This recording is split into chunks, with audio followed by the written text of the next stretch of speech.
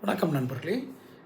முன்னாள் அமைச்சர் வேலுமணி மீது போடப்பட்ட வழக்குகள் குறித்து வீடியோக்கள் வெளியிட்டு வருகிறோம். அதில் தமிழக அரசிலேயே மிக நீண்ட காலம் உள்ளாட்சி துறையிலும் நகராட்சி துறையிலும் மிக நீண்ட காலம் அமைச்சராக இருந்தவர் வேலுமணி. அவர் மீது 2021 திமுக ஆட்சியேற்றவுடன் ஆகஸ்ட் 2021 வழக்கு பதிவு பண்ணுறாங்க.